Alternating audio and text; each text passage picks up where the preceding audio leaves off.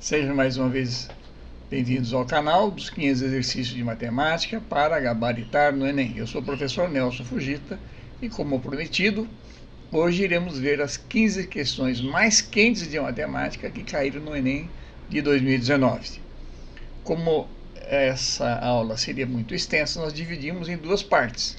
A primeira parte serão 8 questões e depois, no próximo vídeo, teremos 7 questões. Vamos à primeira questão escolhida dentre essas mais quentes. Caiu neste ano de 2019 a questão número 162, diz o seguinte: comum em lançamentos de empreendimentos imobiliários, as maquetes de condomínios funcionam como uma ótima ferramenta de marketing para as construtoras, pois além de encantar clientes, auxiliam de maneira significativa os corretores na negociação e venda de imóveis. Um condomínio está sendo lançado em um novo bairro de uma cidade. A maquete projetada pela construtora em escala de 1 para 200, existe um reservatório de água com capacidade de 45 centímetros cúbicos na maquete. Quando todas as famílias estiverem residindo no condomínio, a estimativa é que por dia sejam consumidos 30 mil litros de água. Em uma eventual falta de água, o reservatório cheio será suficiente para abastecer o condomínio por quantos dias? São dadas 5 alternativas, vamos ver qual é a correta. O que se quer? O tempo em dias para manter o condomínio com água na falta de abastecimento. O que se tem? Uma maquete, um modelo de reservatório com o volume do modelo 45 centímetros cúbicos. Foi dada também a escala geométrica da maquete. A escala geométrica é de 1 para 200. O consumo diário na escala real, no empreendimento real, é de 30 mil litros. E sabe-se que 1 litro é 1 decímetro cúbico. Então vamos à resolução. Cálculo do volume do reservatório real, o chamado protótipo. A escala dos volumes, o chamado volume-escala, é o volume do modelo dividido pelo volume do protótipo. A escala é sempre uma relação entre modelo e protótipo. A relação de modelo para protótipo, no caso, de volume, será essa escala elevada ao cubo, tá certo? Porque se a escala de comprimentos é 1 para 2, por exemplo, a de áreas será 1 para 4 e a de volumes 1 para 8, porque sempre é elevada a potência 3 quando se trata de escala de volumes. Portanto, a escala de volumes será Lm ao cubo sobre Lp ao cubo, que dá Lr ao cubo, escala ao cubo. Como a escala dada é 1 para 200, 1 para 200 elevado ao cubo é a mesma coisa que 1 sobre 8 elevado a 10 à sexta, 1 sobre 8 milhões. Portanto, o volume do modelo pelo volume do protótipo, que é 1 sobre 8 vezes 10 à sexta, é a mesma coisa que 1,25 vezes 10 a menos 7. Tá certo? Portanto, se eu quiser saber o volume desse protótipo, que é o que o exercício quer saber, tá certo?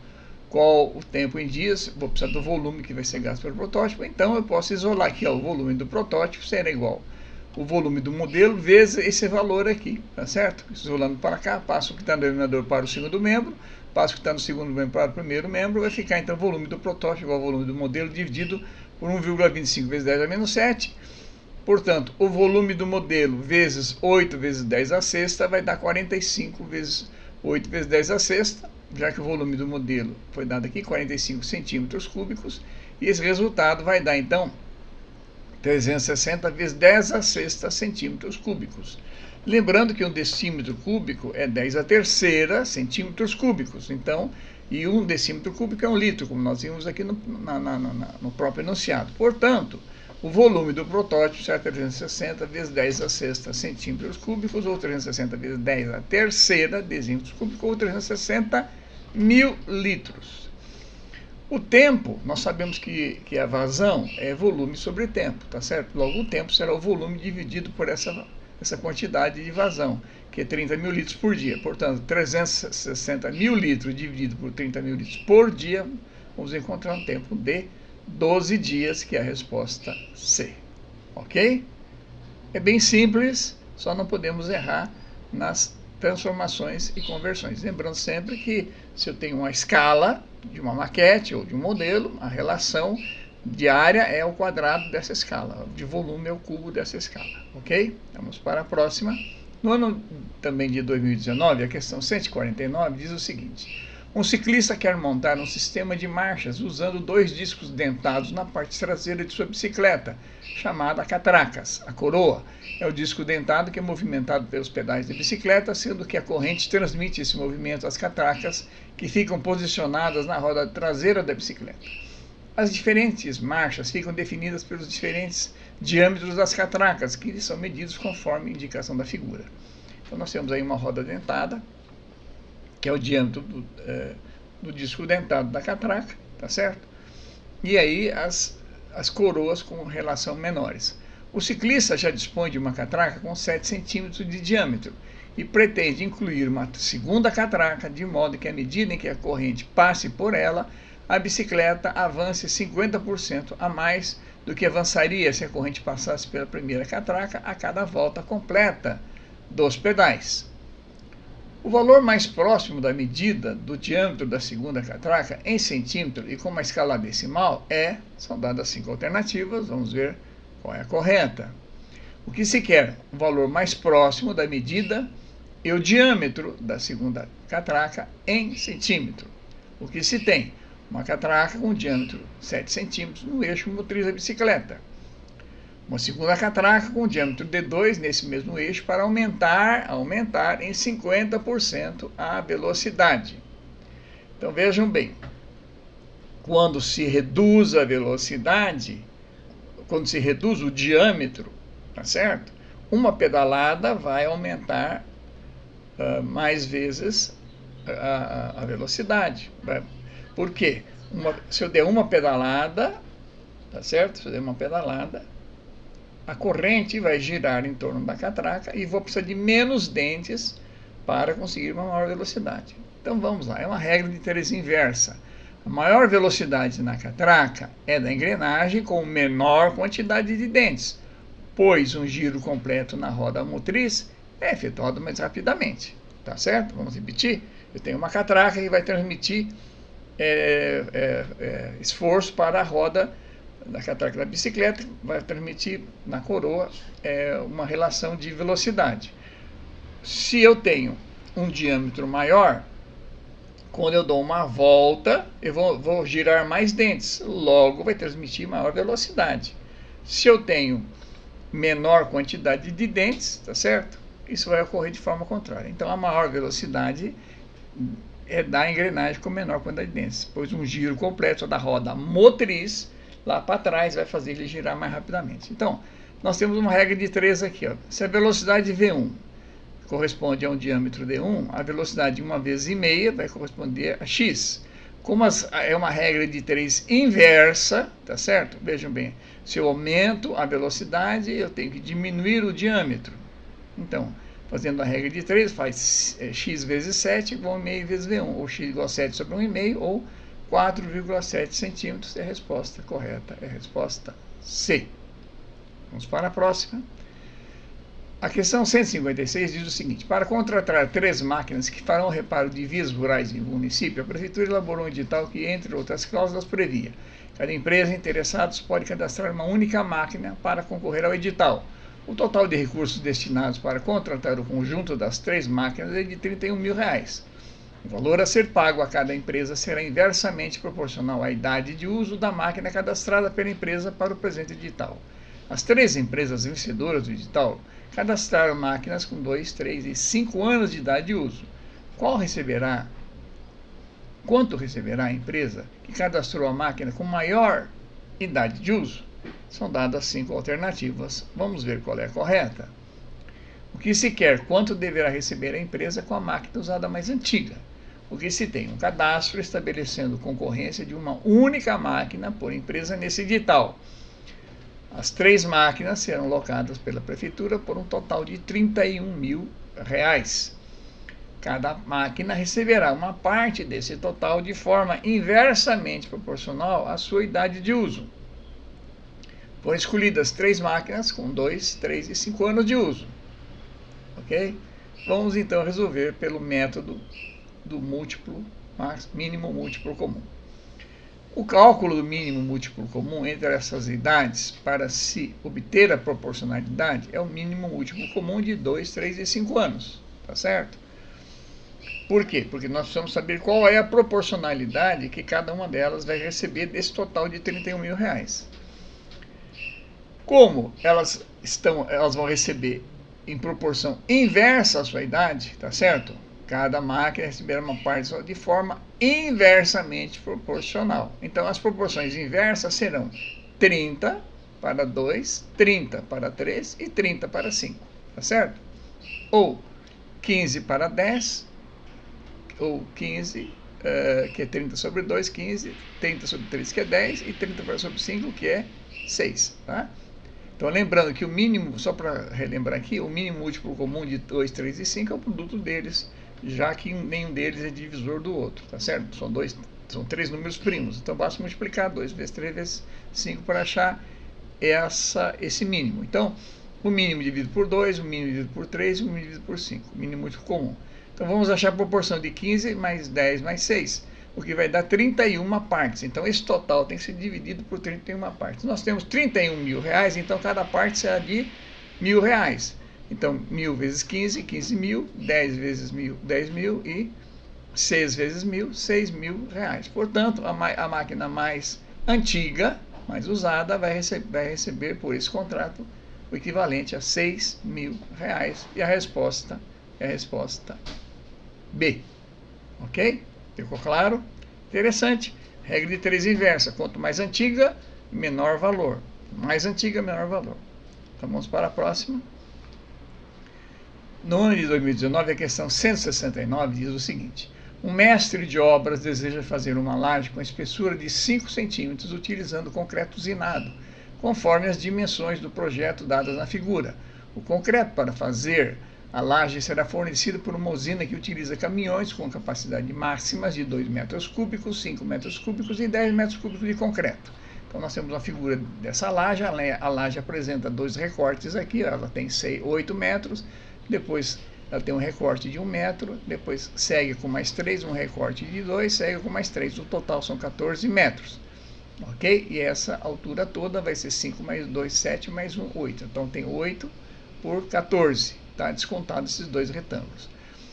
Qual a menor quantidade de caminhões, utilizando suas capacidades máximas, que o mestre de obras deverá pedir à usina de concreto para fazer a laje? São dadas 5 alternativas, vamos ver qual é a correta. O que se quer? A menor quantidade de caminhões, utilizando suas capacidades máximas, para transportar o volume de concreto para confeccionar a laje. O que se tem? Uma laje de formato retangular, de 8 metros por 14, com 2 recortes retangulares, um de 3 metros por 1 e outro de 3 metros por 3 metros. E a espessura da laje é de 5 centímetros, ou 0,05 metros. Os caminhões têm capacidade cúbica máxima de 2, ou 5, ou 10 metros cúbicos, e a gente vai tentar descobrir qual deles é o correto, qual deles vai ser escolhido. Então, vamos à resolução. Para acharmos o volume dessa área, dessa laje, temos que achar, de concreto, temos que achar a área da laje. A área da laje pode ser calculada de diferentes maneiras. Uma delas, por exemplo, é pegar o retângulo total, aqui, ó, maior, que é 8 por 14, subtrair 3 por 1, que seria esse pedacinho aqui, ó, 3 por 1, e depois esse aqui, que é 3 por 3, certo? Ó, 3 por 3 é um quadrado aqui, depois 3 por 1, esse retângulo, vão ser retirados desse total que é 8 por 14. 8 por 14. Portanto, a área da laje será 8 vezes 14, 112, menos 3 ao quadrado, menos 3 vezes 3 dá 9, 9 vezes 3, 12, 12 com 112 vai dar 100 metros quadrados. Portanto, o volume da laje será essa área da laje vezes a espessura, tá certo? Como a espessura é 0,05 metros, ou 5 centímetros, esse volume vai dar 5 metros cúbicos. 5 metros cúbicos. E a resposta, portanto, a resposta C, um único caminhão com capacidade máxima de 5 metros cúbicos será capaz de transportar todo esse volume de concreto. Ok? Bem simples, mas exige um pouco de análise rápida de cálculo da área e do volume. A questão 178 diz o seguinte: uma construtora pretende conectar no reservatório central RC em formato de um cilindro com raio interno igual a 2 metros e altura interna igual a 3,30 metros. Ela que pretende interligar, então, esse reservatório central de raio RC, raio de 2 metros interno e altura 3,30 metros. Há 4 outros reservatórios auxiliares, R1, R2, R3, R4, que possuem raios internos e alturas internas medindo 1,5 metro. Portanto, são cilindros retos aqui, né, oriundos, cuja altura é igual à base, 1,5 metro. Né? Aliás, o raio é 1,5 metro, raio igual à altura. No caso, o diâmetro aqui será o dobro da altura.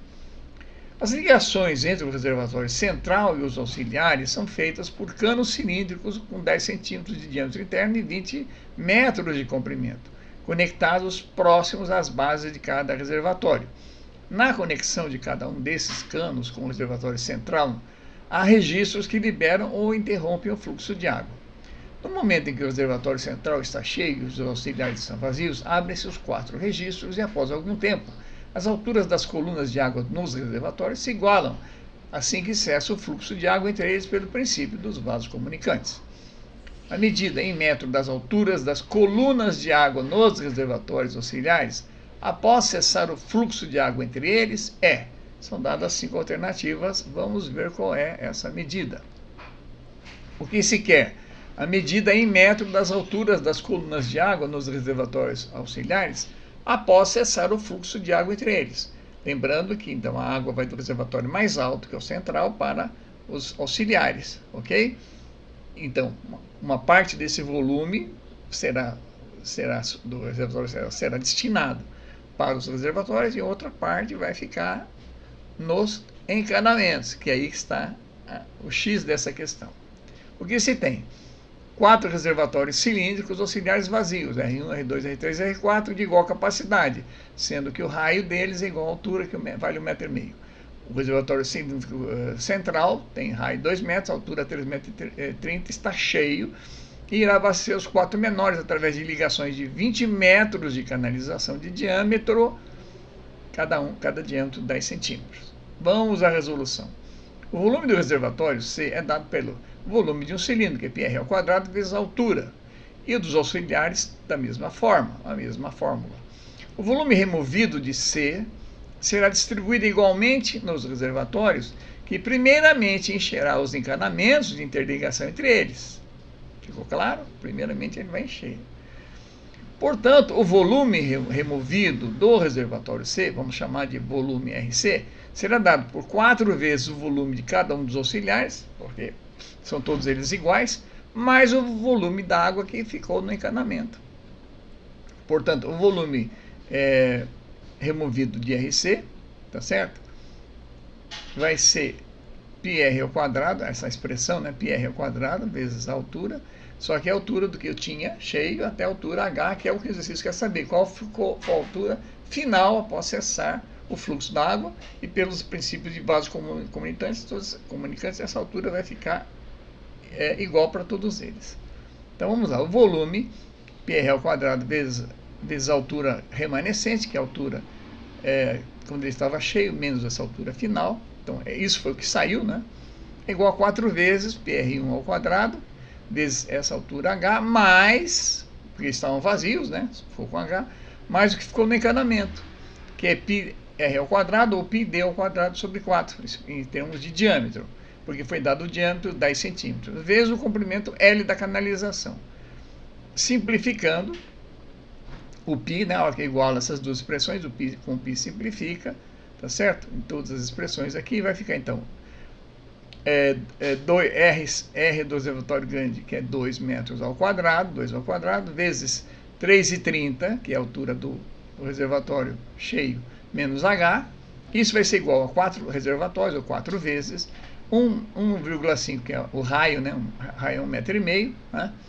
1,5 metro e a sua altura, vezes a altura H, mais o que ficou no encanamento, que seria então o quê? Aqui é que está o X da questão. Não ficou muito claro no enunciado que esses 20 metros seria o total dos encanamentos. poderia ser a distância de cada reservatório ao central.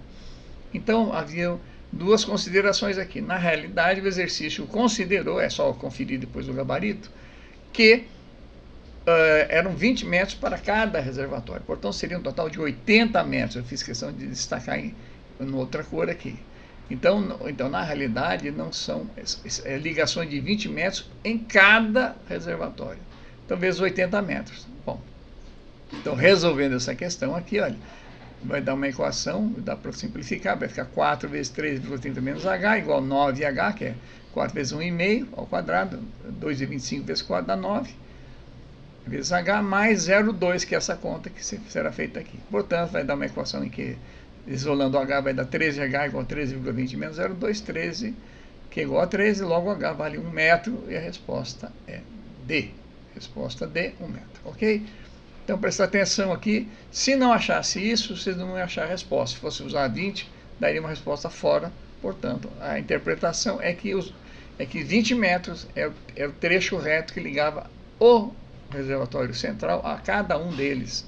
Então, são 4 vezes 20, 80.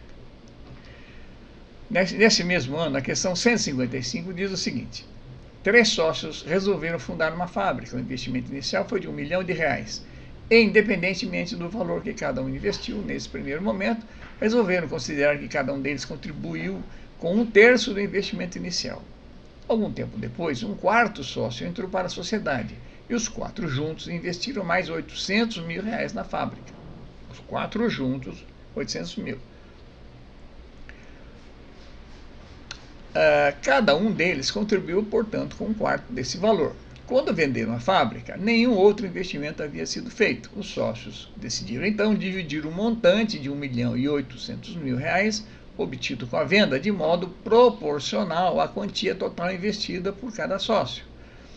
Quais os valores mais próximos em porcentagens correspondentes às parcelas financeiras que cada um dos 3 sócios iniciais e o 4º sócio, respectivamente, receberam? Então, são dadas as 5 alternativas, vamos ver qual delas é correta. O que se quer? Percentuais, respectivamente, recebidos por cada um dos 3 sócios iniciais e pelo 4º sócio da fábrica. O que se tem? O investimento inicial feito pelos 3 sócios do início foi de R$1 milhão. O investimento posterior, já com o 4º sócio entrando, os 4 entraram cada um com 200 mil e, portanto, foram 800 mil o investimento desse grupo agora já com 4. O que ocorreu? Houve uma venda dessa fábrica pelo total de 1.800.000. A pergunta é, quanto caberia a cada um para que ocorra uma justiça em termos de capital investido? Então, vamos lá.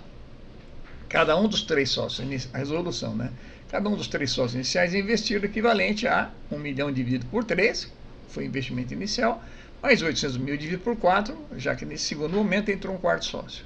Se acharmos o mínimo aqui, será 12 por 3 dá 4, e fazendo o cálculo vai dar 6.400.000 dividido por 12, que dá 1.600.000 dividido por 3, essa seria a razão. O 4º sócio investiu apenas 200 mil, certo?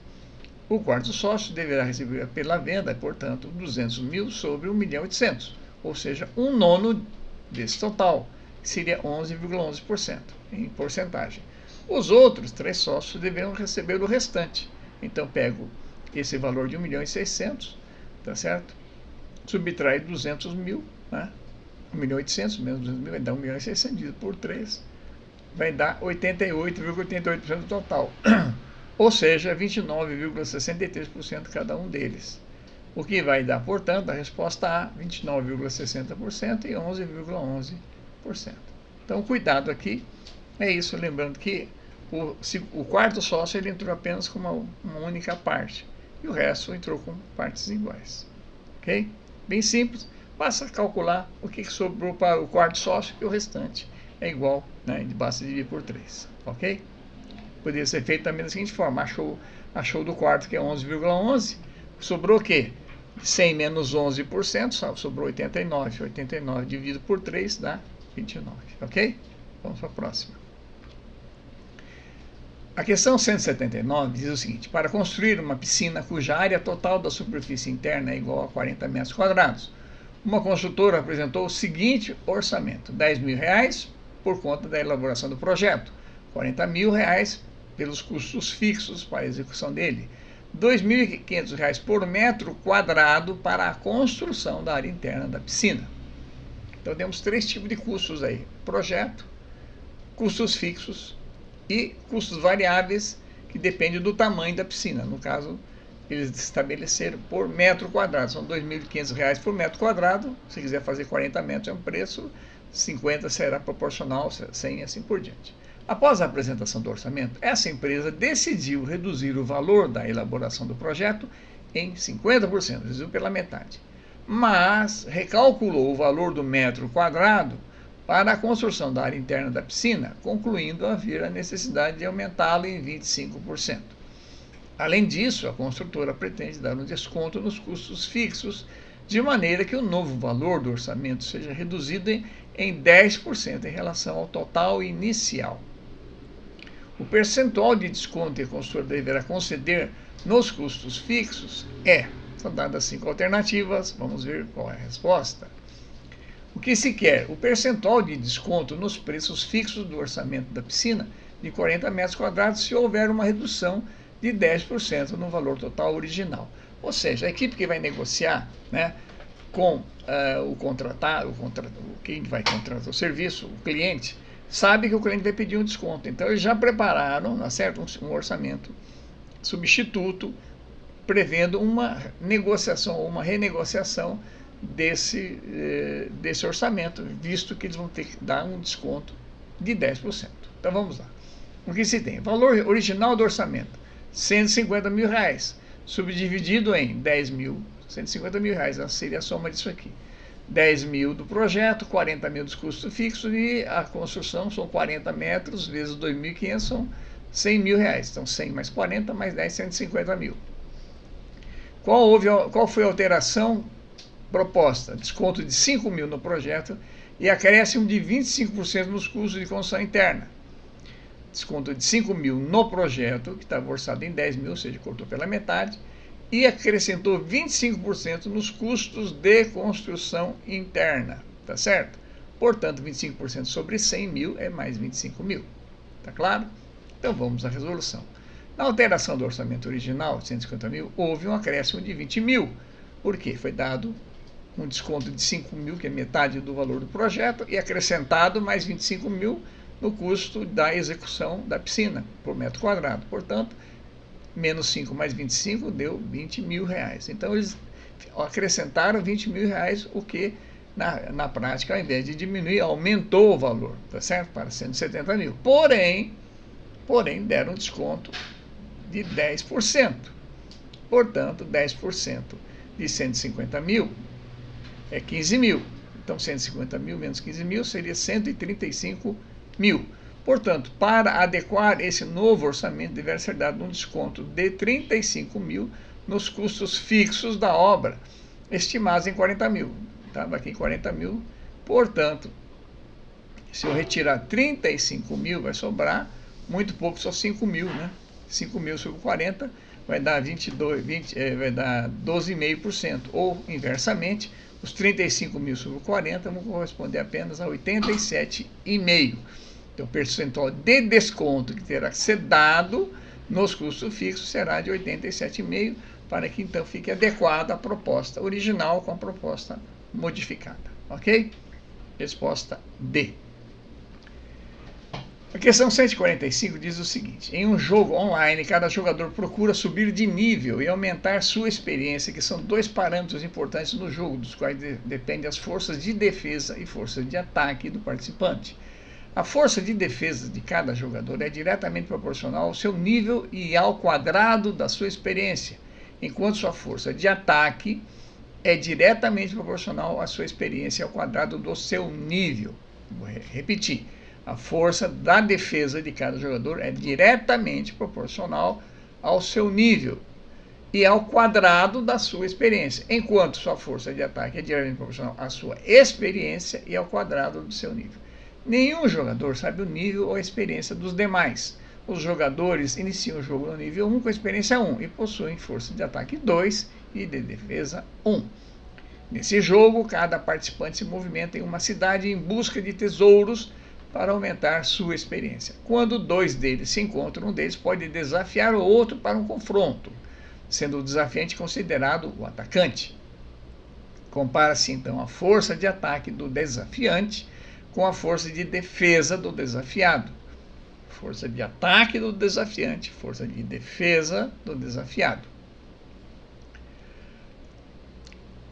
E vence o confronto aquele cuja força for maior.